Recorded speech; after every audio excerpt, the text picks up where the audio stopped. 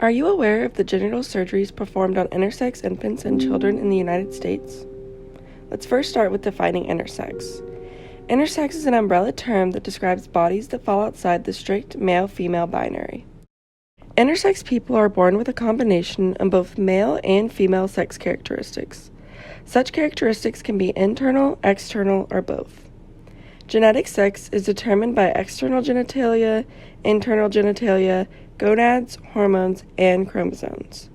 For most people, all of these things are consistent in either indicating that they are male or in indicating that they are female.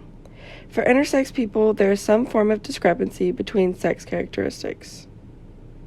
There are many ways someone can be intersex. In fact, there are over 30 different conditions that fall under the term intersex. This chart shows the vast combinations of sex characteristics that can occur under the umbrella term intersex. Oftentimes, it is even overlooked that a baby is intersex because externally they may adhere to either male or female, but internally they may have sex characteristics of the opposite sex. I was born with a penis, so it was possible to assign me as male at birth. 2 weeks after birth, doctors told my parents, because the chromosomes are female, I have to be assigned female. My first surgery was at age 1.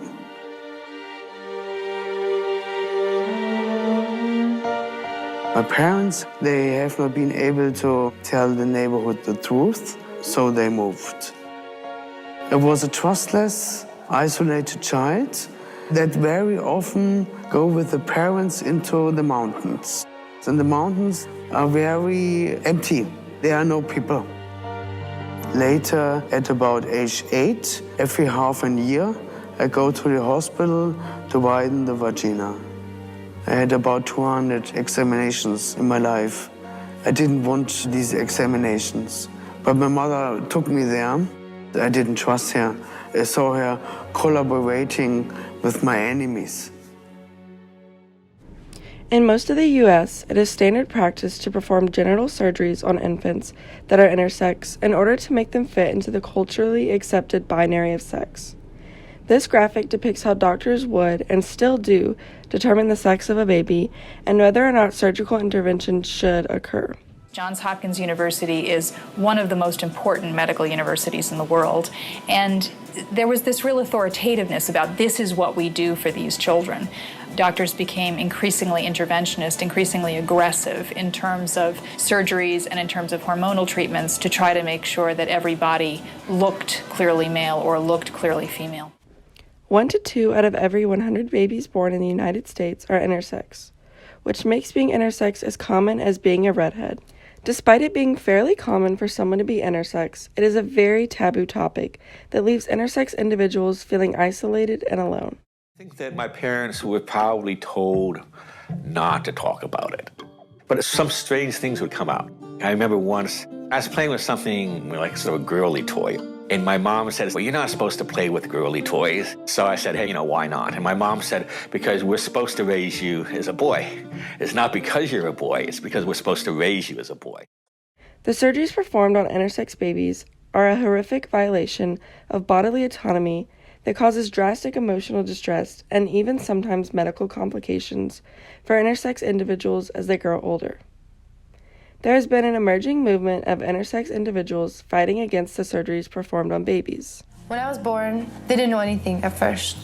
About a year later, I went to a normal checkup. That's when she noticed something was up with my vagina. And I was 1.5 then, and they removed the 2 gonads that I had in my stomach area. When I was 3, they decided to remove my clitoris because it was too big by their standards for a normal girl.